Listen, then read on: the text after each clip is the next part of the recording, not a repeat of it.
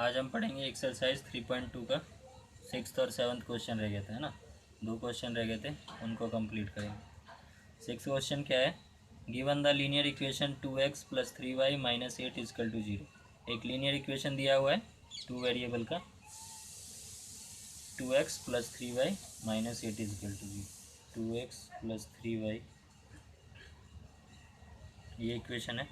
तो बोल रहा है right another linear equation in 2 variable such that the geometrical representation of pair so formed is intersecting, parallel and coincident. 3 question है इसमें।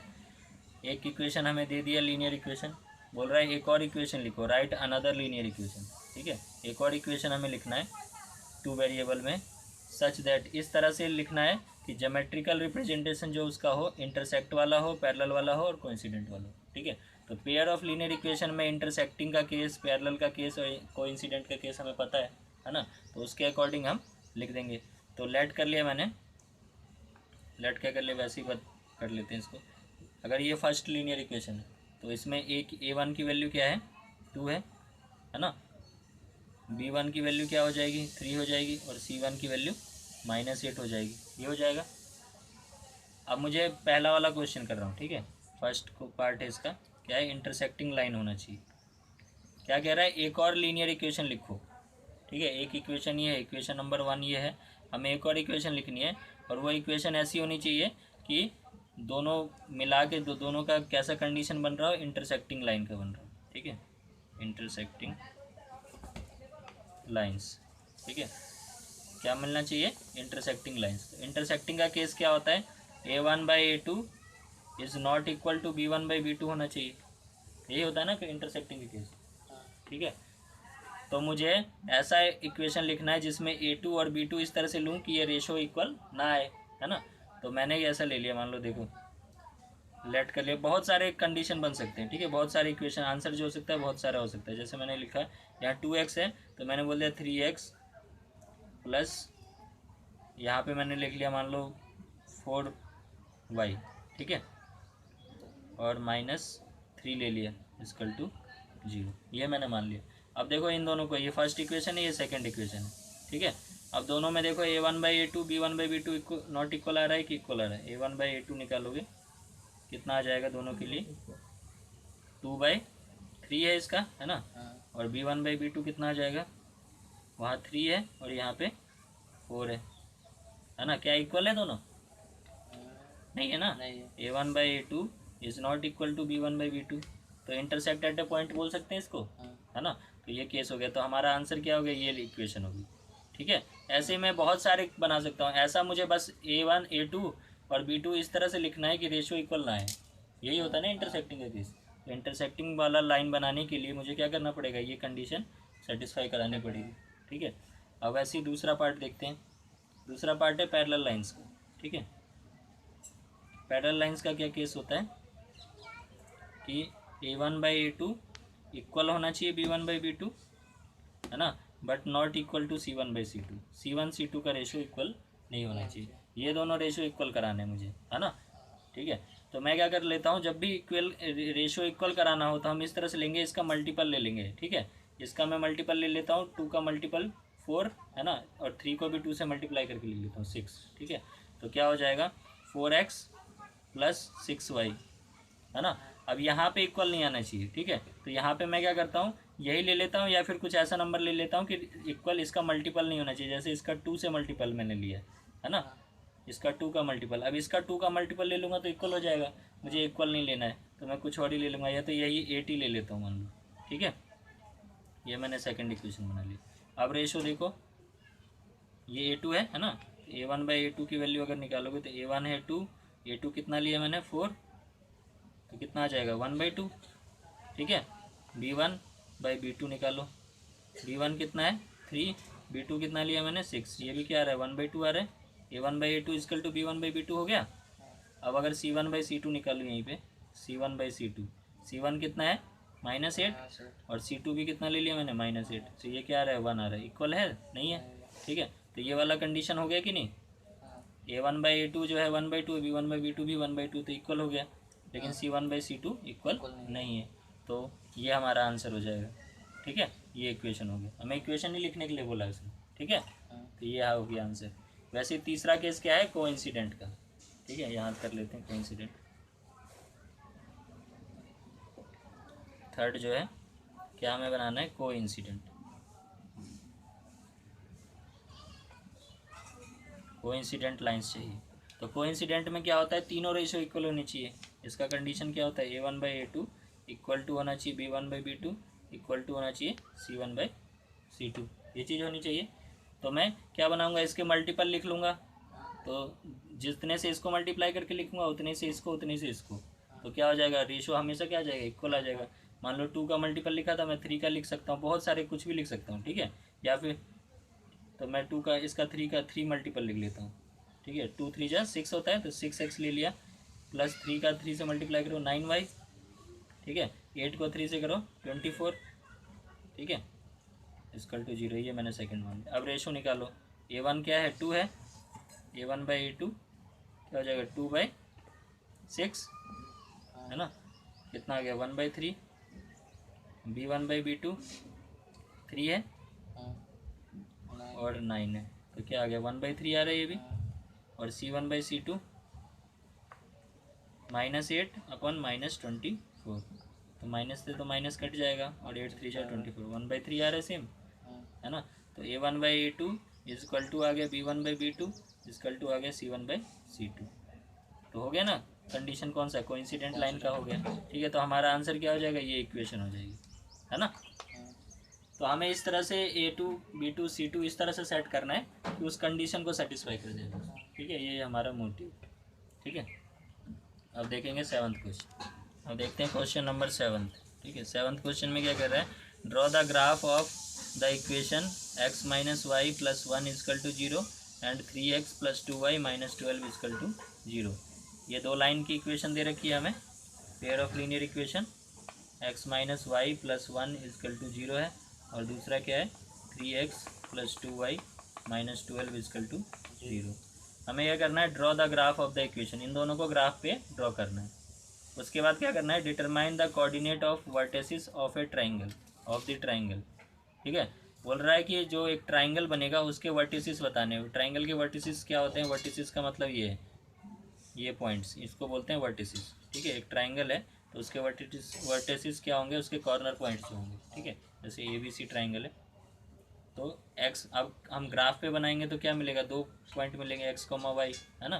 Coordinates बताने, तो इन तीनों के कोऑर्डिनेट बताने। ठीक है, तो वो अब तो हमें क्या दे रखा है, 2 लाइन दे रखा है। ट्राइंगल बनाने के लिए कितनी लाइन चाहिए, देखो 3 लाइन चाहिए, है ना। तो 3 लाइन होनी चाहिए, 2 लाइन तो ये हो गई। तो देखो इसमें बोला हुआ किस क्या, कौन सी है तीसरी line, determine the coordinate of vertices of triangle formed by these lines, in line से बना हो, एंड x एक्सिस। और तीसरी लाइन क्या है, x एक्सिस। जैसे हम ये बोल रहे हैं तो ये भी एक लाइन ही है ना, ये x एक्सिस है। ठीक है, तो 2 लाइन तो ये हो जाएगी, और तीसरी लाइन क्या हो जाएगी, ये वाली हो जाएगी, क्योंकि तीसरी लाइन को क्या बोला है उसने, एंड द x एक्सिस। ठीक है, थर्ड लाइन मुझे क्या लेना है, x एक्सिस को लेना है। ठीक है, उसके बाद क्या करना है, and shade the triangular region. जो ट्राइंगल हमारे पास बनेगा, मान लो ऐसे बन गया, तो इसको शेड करना है। ठीक है, पेंसिल से ऐसे शेड करना है। ठीक है, तो बनाते हैं ना। तो x एक्सिस को बनाने के लिए ये लाइन बनाने की तो ज़रूरत ही नहीं है, क्योंकि ग्राफ में पहले से मिलेगा हमें। हमें कौन कौन सी, ये लाइन और ये लाइन ड्रॉ करनी पड़ेगी, है ना। तो लाइन को ड्रॉ करने के लिए मैंने बताया था क्या करते हैं, इसके 2 पॉइंट्स निकाल लेते हैं, है ना, जो इसको सेटिस्फाई करें। तो पहली इक्वेशन की मैं बात कर रहा हूँ, x - y + 1 = 0। ठीक है, इसके लिए मैं 2 पॉइंट्स निकालता हूँ।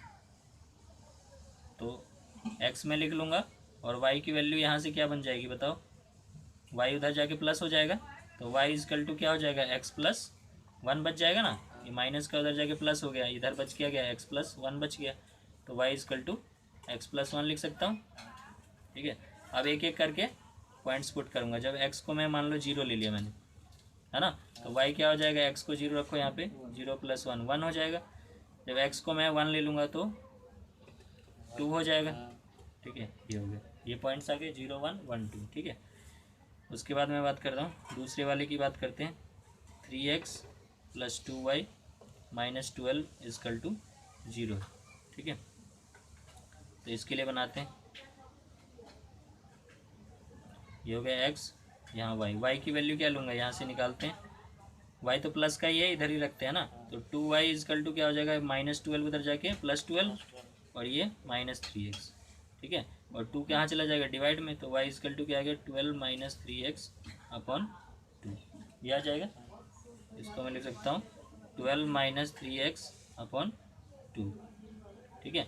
अब मुझे x को ऐसी वैल्यू पुट करनी है कि जो भी ऊपर में बने वो 2 से डिवाइड हो रहा हो, क्योंकि पॉइंट में हम नहीं ले लेंगे, है ना। पॉइंट में लेंगे तो ग्राफ पे थोड़ा सा दिक्कत होगी, ठीक है। तो मैं ऐसी वैल्यूज लूँगा जो 2 से डिविजिबल हो, ठीक है। तो x को मैं मान लो फर्स्ट 0 ले लेता हूँ, है ना। x को मैंने पुट कर दिया 0, तो y की वैल्यू क्या है, 12 - 3 × 0/2, तो 0 0 हो जाएगा। 12/2 कितना हो जाएगा, 6 हो जाएगा, ठीक है। तो जब x को 0 ले रहे हैं तो ये कितना आ रहा है, 6 आ रहा है, ठीक है। अब x को एक और वैल्यू ले लेते हो, क्या ले लोगे, 2 ले लूँ, है ना। 1 लूँगा तो ये 9 बन जाएगा ना, तो वो ऑड नंबर हो जाएगा, इवन बनना चाहिए। तो 2 ले लेता हूँ, x को मैंने 2 ले लिया, तो y हो जाएगा 12 - 3 × 2/2, है ना। तो 12 - 6/2, ठीक है। लिख नहीं रहा था ये, 12 - 6/2 कितना हो जाएगा, 6/2 हो जाएगा। कितना आ गया, 3 आ गया। जब x को 2 लिया तो क्या हो गया, 3 आ गया, ठीक है। x2 y3, तो ये दो पॉइंट मुझे मिल गए दोनों इक्वेशन के, ठीक है। एक ये इक्वेशन है और ये इक्वेशन। अब इसको मैं ग्राफ पे दोनों लाइन को ड्रॉ कर देता हूँ, और तीसरी लाइन क्या होगी, x एक्सिस होगी, ठीक है। फिर उन तीनों से जो ट्राइंगल मिलेगा उसके वर्टिसेस फाइंड करने हैं, ABC की वैल्यू, ठीक है। और उसके बाद उस एरिया को सेट करना है, ठीक है। चलते हैं ग्राफ पेपर पे, अब देखते हैं, इसको ड्रॉ करते हैं। पहला इक्वेशन है x - y + 1 = 0, है ना। तो इसके 2 पॉइंट्स मैंने निकाले, 0, 1, x की वैल्यू 0 है, y की वैल्यू है 1, तो 0, 1 चाहिए, ठीक है। 0, 1 क्या हो जाएगा, x की वैल्यू 0, y पे 1, ये वाला पॉइंट हो गया।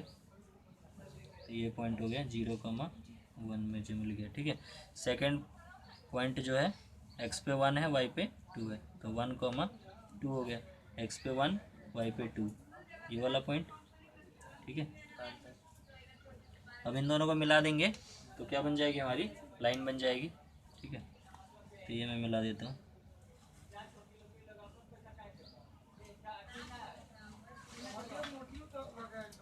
ठीक है। तो ये मैं इसको मिला देता हूँ दोनों, तो ये हमारी लाइन बन गई, है ना। तो ये हमारा जो है x है 1, y क्या था 2, तो ये पॉइंट मिल गया मुझे, ये लाइन हो गया। इस लाइन की इक्वेशन क्या है, x - y + 1 = 0, ये लाइन बन गया, ठीक है। दूसरी लाइन बनानी है, दूसरी लाइन है 3x + 2y - 12 = 0, तो इसके 2 पॉइंट मैंने निकाले थे, एक है 0, 6, x की वैल्यू 0, y की वैल्यू 6, तो 0, 6 हो गया, x पे 0 और y पे 6, ये वाला पॉइंट हो जाएगा, है ना।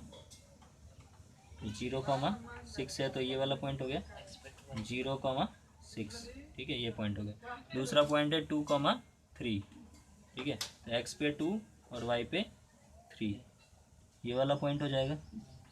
x पे 2 जाना है, y पे 3 जाना है, तो ये वाला पॉइंट हो गया, यहाँ से पास हो गया, ठीक है। 2, 3 हो गया, है ना। x पे 2 है, y पे 3 है। अब इन दोनों को मिलाना पड़ेगा, मैं 0, 6 और 2, 3, तो ये दूसरी वाली लाइन आ जाएगी। तो इन दोनों को सामने रख के मिला देते हैं, तो ये हमारी लाइन आ गई, ठीक है। तो ये इस लाइन का इक्वेशन क्या है, 3x + 2y - 12 = 0, ये लाइन हो गया, ठीक है। अब क्या बोला था उसने कि हमें क्या मिलेगा, एक ट्राइंगल मिलेगा। ट्राइंगल कैसे मिलेगा, एक इस लाइन से, एक इस लाइन, और तीसरा लाइन क्या होगा, x एक्सिस होगा, ये है x एक्सिस, ठीक है। तो इन तीनों को मिला के एक ट्राइंगल बन रहा होगा, है ना। तो ये ट्राइंगल बन रहा है, तो ट्राइंगल का मैं नाम रख देता हूँ, ये A मैंने बोल दिया, ये B हो गया और ये C हो गया, ठीक है, ठीक है। तो ये 3 पॉइंट मुझे मिल रहे हैं ना, एक इस लाइन से, ये लाइन, और तीसरी लाइन क्या है, x एक्सिस उसने बोला था। तो कौन सा ट्राइंगल बन रहा है, ये ट्राइंगल बन रहा है, इसका नाम रख दिया मैंने A, B और C। अब इन तीनों के मुझे क्या बताने, कोऑर्डिनेट बताने के लिए बोला क्वेश्चन में, है ना, कि वर्टिसेस बताओ, वर्टिसेस के कोऑर्डिनेट बताओ। तो ये जो वर्टिसेस है वर्टिसेस ए में लिख देता हूँ इसको, वर्टेक्स ए, इसके कोऑर्डिनेट क्या है बताओ, ए का कोऑर्डिनेट 2,3 है ना, तो 2,3 हो गया। दूसरा वर्टेक्स है बी, ठीक है, वर्टेक्स बी, इसके कोऑर्डिनेट क्या हो जाएंगे, 0, एक्स में 0 है, एक्स में क्या है -1 है ना, और वाई में क्या है 0 है, तो क्या है इसका कोऑर्डिनेट -1,0 है ना, -1,0। तो वर्टेक्स ऑफ बी क्या हो जाएगा, -1,0। तीसरा वर्टेक्स क्या है सी, वर्टेक्स सी, इसके कोऑर्डिनेट क्या है ये देखना है हमें। एक्स में देखो क्या है 4 है, एक्स में 4 है, वाई में 0 है, तो 4,0 हो जाएगा, ठीक है। तो ये 3 वर्टेक्स हो गए, ठीक है। और क्या बोला था उसने कि जो ट्राइंगल है उसको शेड करना है ना, तो शेडिंग हम कर देते हैं, इस तरह से बना देते हैं, ऐसे किसी भी एंगल पे लाइन लेके इस तरह से बना दो, इसको शेड कर, ठीक है।